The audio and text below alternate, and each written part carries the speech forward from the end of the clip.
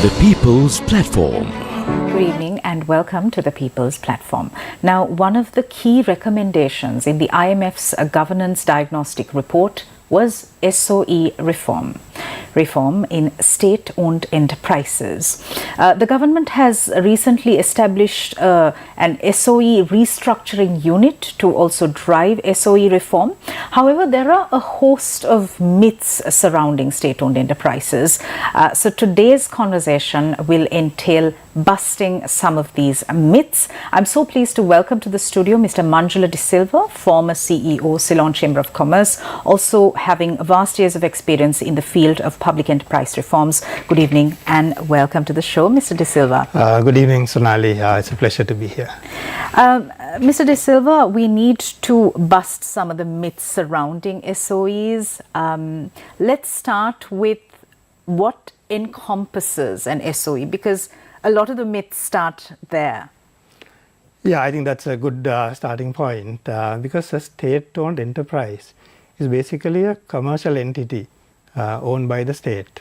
Now, there is a feeling that there are about over 500 odd SOEs, which is not correct, right? Because there are state-owned institutions, more than 500, but many of them are regulatory agencies, research institutions.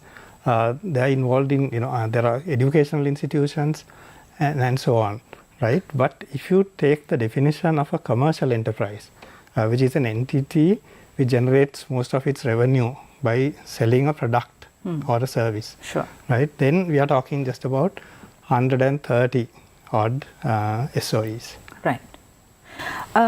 Now, one of the misconceptions surrounding SOE reform is you immediately go to selling off assets or privatization. However, there's a huge paradigm, huge set of options apart from these two. So if you can take us through those options, because sometimes we tend to, without knowing, demonize SOE reform. Absolutely. I mean, privatization is one option. Of course, I mean, I will later explain that privatization is sometimes the best option for certain entities. But having said that, I mean, there are lots of other tools also one can use. Now, in certain markets, state entity operates in a monopoly kind of position, right? So there is room in some of those markets to bring in competition, right? And by breaking down the monopoly, creating competition, that is also another form of reform that can really create more value. So liberalizing the market. Liberalizing the market, right? So that is one. Then also there is the possibility of listing an institution and maybe divesting a small stake in the stock market and having it listed so that you become exposed or driven by the disciplines of the market, Sure. right? So that's one option. And where actually the government, for strategic reasons, wants to retain ownership of an entity where it doesn't want to divest full control, that's something always that can be considered. And also where even if you want to retain ownership of certain entities for whatever the reason, you could still cluster them and bring them under a independent holding company. Right. Right. So which is something that has been done very successfully in certain markets. In Singapore, there's an organization called Temasek. In Malaysia, we have Khazanah. So these entities, basically what they do is they act like a holding company of a group. And they will ensure that there is proper governance in all the entities that they supervise, and they manage the performance of these entities. And that way also you can basically ensure there is very little political interference in the management of these entities, right? Which is something, again, that is hampering their growth. Okay. Now, the main objective of a state-owned enterprise is to get optimum results for all its stakeholders, ensure that the best product or service is provided, make profits, and a host of other objectives. can you take us through this set of objectives that should be prioritized by SOEs, which we see aren't being prioritized in most? That's right, yeah, because I think the starting point should be the consumer interest. Right. Because if you really look at some of these entities, I mean, they are producing and offering a very important product or a service to the public, right? And in some cases, they are in a monopolistic situation. In some cases, maybe in an oligopolistic market, with you get one or two other players as well. But often, because of their dominant status, they determine the price that all consumers have to pay. So, the only way in which actually, if you want to make it more affordable, if you want to make these products and services more affordable to the general public, right, the only way to achieve that is through some form of reform. Because how we have so far tried to do that is by subsidizing, which doesn't work, right? I mean, all this time, the entities either carry the subsidy, resulting in huge losses being run by these entities, or you expect the treasury to subsidize, which also it is not capable of doing anymore. So, if you really look at consumer interest, and that is what actually the government should always consider as its topmost priority, you have to see how can we bring in competition and help to bring down the prices of these products and services that are so critical to the consumers. And here, when you are talking about consumers, it's not only the individual consumers, but you have to also think of the businesses as well. Because I have heard many people in business today complaining that, I mean, with the current level of the utility costs, for example, that they can't operate their businesses. So, if they are to be competitive, then you have to bring these costs down, and you have to do it without being a burden to the state, right? So, that is where the reform process becomes absolutely important, and also at the same time making sure that the government gets a sufficient value out of these entities, because even where you are making a profit, right, sometimes by letting go of these entities, where under private ownership, where they can make a much larger profit, right, you may be able to generate more income to the government by way of taxes than what they may be today getting in the form of both taxes and dividends. So, it's a matter of looking at it from the viewpoint of each and every stakeholder, including the employees. Of course, I mean, if you look at most of the privatized entities, haven't the employees got a better deal, right? I mean, there are lots of entities today operating as private enterprises, which were at one time under the state, right? And they are, I mean, today you don't hear the employees of those entities complaining at all. So, one can create value certainly for all the stakeholders by going through a well-structured reform program, which would be the objective of a SOE restructuring exercise. Mr. De Silva, this next question may be a bit of a simplistic question, but it's an important question that needs to be asked, I feel. Now, it is this massive crisis at hand that has made SOE reform such a hot topic.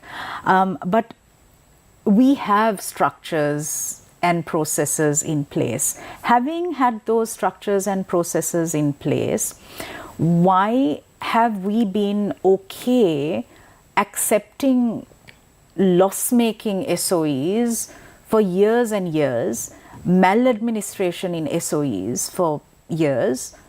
Why? Like, there is a disconnect there. Yeah, I mean, just to answer your question, like, I must first explain, this is also a myth to some extent, that most of the entities are loss-making, which is really not the case. Actually, if you take any single accounting year, about 2/3 of the SOEs are actually making a profit, which is something not known to most of the people.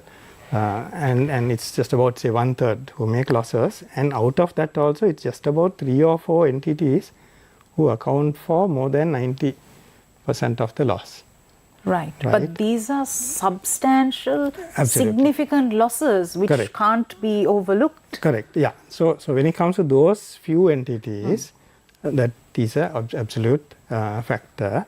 So that is where partly, this has happened due to this government's policy of trying to subsidize some of these utilities and keeping the prices artificially down. Right. Right? Through a strategy which is obviously not sustainable. Right? So what has happened is these institutions have run losses, as you said, and then those losses get compounded when they run out of cash flow, and they run to whom? Back to the state banks, and they borrow, run up huge interest costs, and adding more and more to the losses, right? Which at the end of the day, finally, the government has to pick up, right? So that is the story as far as, some of those entities are concerned. But that at the same time, when you talk about the rest of the entities, there are many who may be making a profit, right? But still, a lot of them are sitting on huge pools of assets, right? Underutilizing them totally because they don't have the capital to invest and get the best out of the assets that they possess, right? Because now, if you take, any entity, any enterprise needs constant injection of capital. If you are a hotel, you have to keep on renovating, keep on refurbishing. If you are a factory, the machinery has to be upgraded. The plantations require fertilizer, it needs agricultural inputs. But a lot of the time, the government as the principal shareholder doesn't have the capacity to put money into these businesses. Right. So that is partly the reason why they have gone down. Of course, there are other issues, lack of governance, political interference, etc. also, which have further added to make the situation worse. All right. We are in conversation with Mr. Manjula de Silva, former CEO of the Ceylon Chamber of Commerce. We're going for a short commercial break. We'll be right back.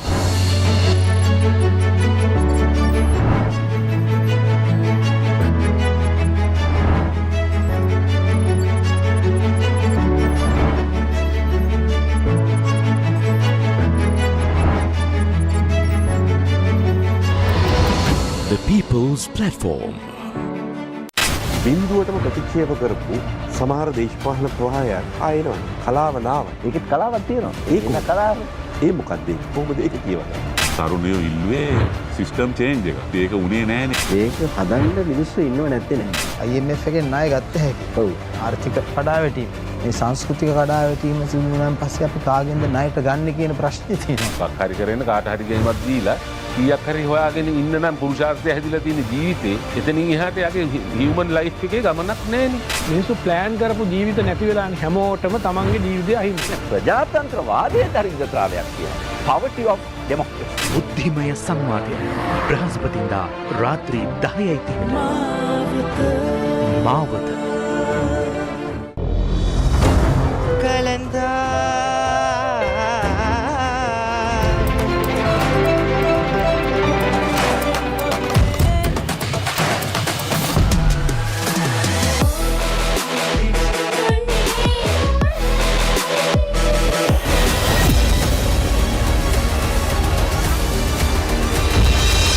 Thousands of singers battling for one crown. Shakti Crown.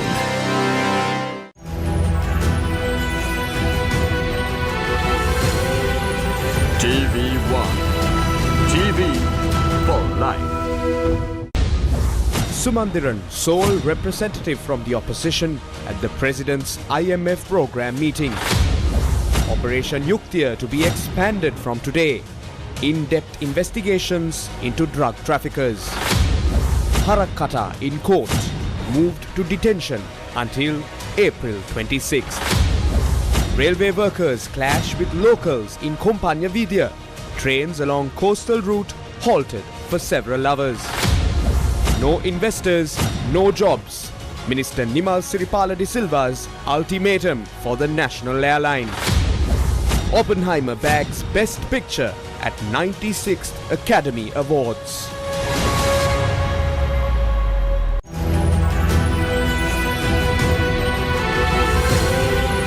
TV1. TV for life.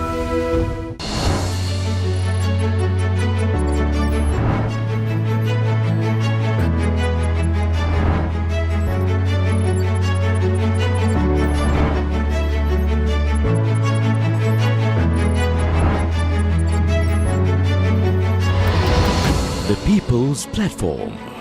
State-owned enterprise reform. Are we walking the talk? Let's find out. My guest tonight is Mr. Manjula De Silva, former CEO, Ceylon Chamber of Commerce.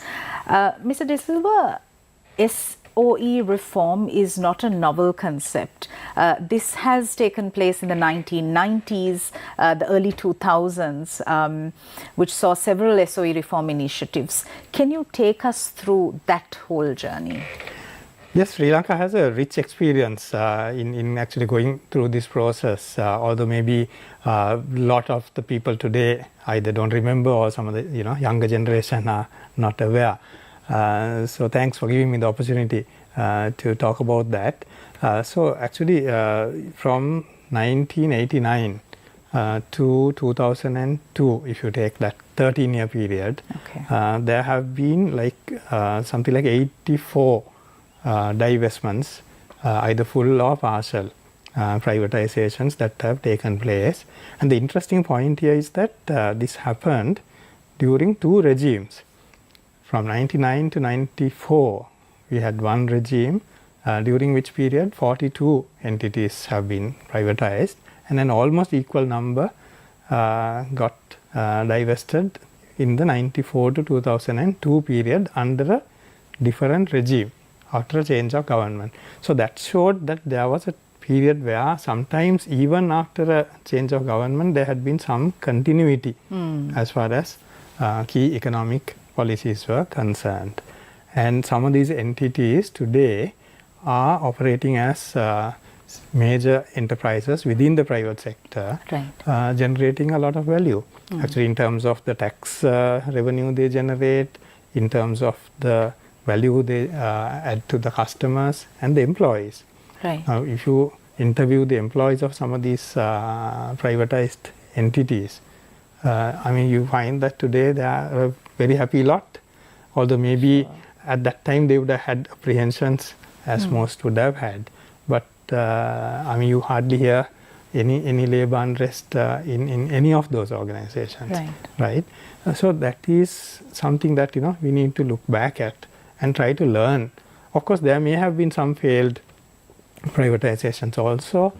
Most of the time where there were failures, it happened not due to the policy being wrong, but due to the way it was implemented. There have been sometimes flaws in the execution that would have led to issues. So we can learn from both the successes as well as the failures. But of course, unfortunately, since 2002, we have had this long period of time where there has been very little progress on this front. And from time to time, we have tried to get this going, but it never happened. And so it's happy to note that at least today, there's this new SOE restructuring unit, which is really trying to get this whole program back on track. We're looking at impending elections. Policy stability is of paramount importance, isn't it? Absolutely. That is one big worry that all of us have, because we can see some steps being taken in the right direction, certain reforms getting started, but Sonali, these processes need some time, right? Now we are working on maybe a handful of institutions, but there are lots more that need to come into this path. So what you don't want to see is a situation where you just get through a few steps and then there's a change of government and somebody comes in completely reverses the direction. We cannot afford to do that today, and so actually one has to look back at 1994 and see and maybe take a lesson, draw a lesson from that experience where there was a change of government, and some institutional changes happened. For example, PERC was created after 1994 as an institutional body to drive the reform process. So certain improvements were made, right? But they still stuck to that same economic strategy of moving out of what were considered as non-strategic state-owned enterprises. So whatever strategy, I mean, if it is good for the country, I mean, we have to hope that whoever comes to power will continue that with necessary improvement. Earlier on in the conversation, Mr. De Silva, you said that a lot of SOEs are sitting on so many valuable assets. There are underutilized assets, and the government fails to pump in the capital.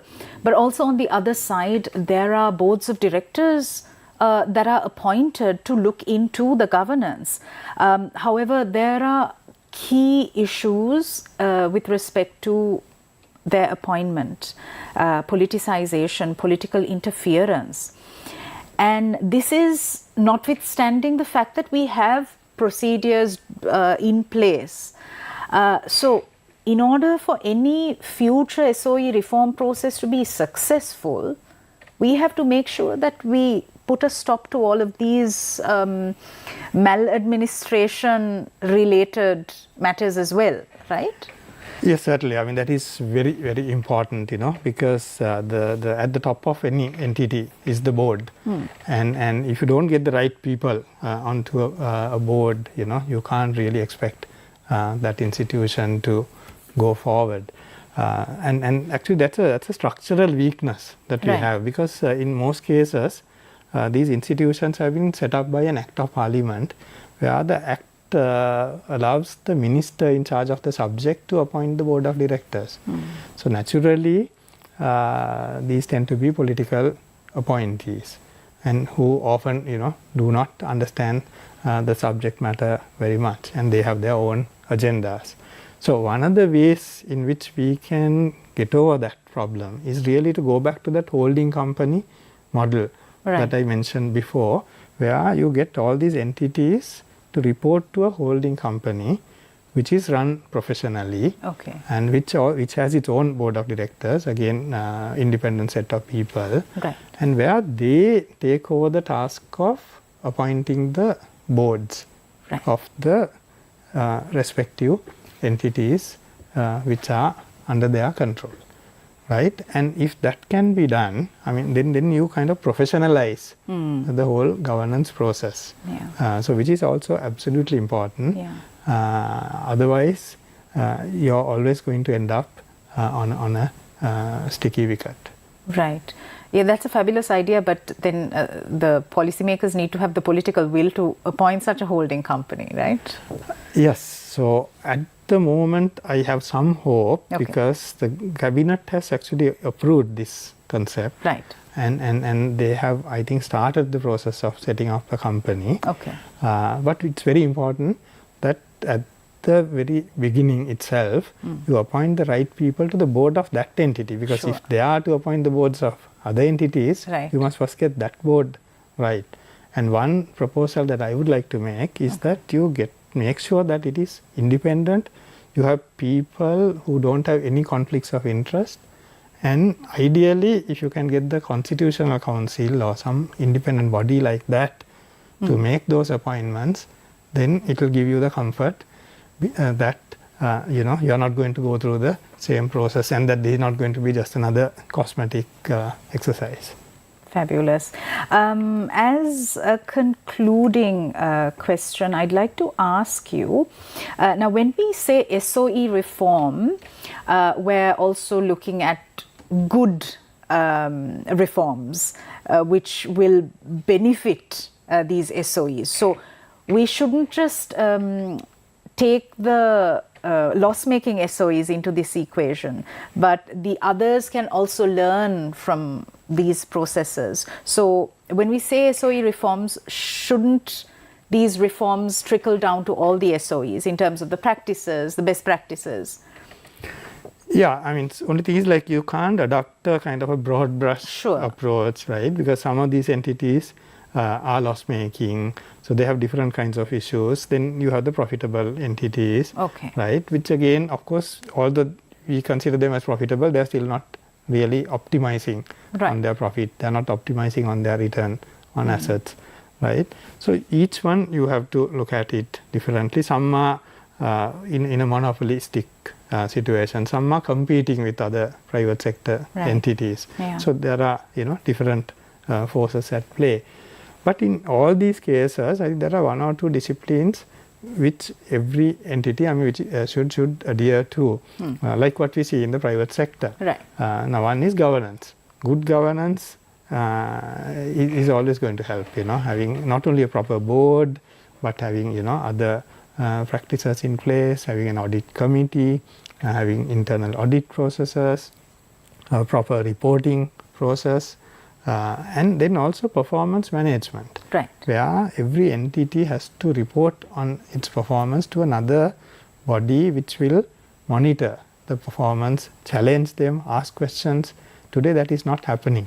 Right. So that is where again that holding company kind of structure can help, where the institutions are going to remain under state ownership. But of course, going back to the starting point, I feel that many entities need not remain with the government, right? Lot of them can be divested, right? Because government basically should not stay in business. Government's role is to look after the consumer, right? Now, when you are both the consumer and the producer, or when you have to look after the interests of both parties, it runs into conflict, right? When you are one of the key producers in a sector, how are you going to be looking after the consumer's interest? So it is much better that government takes a step back. You become the policy maker, you become the regulator. Let the private sector do the commercial part of it, do the whatever production part of it, and serve the customers. And you, as the policy maker, as the regulator, do what is needed to look after the interest of the consumer. I think that's what the government should be doing in most cases, where of course there can be exceptions. And finally, what's your take on the progress of SOE reforms thus far? I feel happy that they have made a fair amount of progress. I mean, it's a very challenging environment to do this kind of thing, but in spite of that, I think on the few selected institutions where they started the process, they are going about in a fair and transparent manner.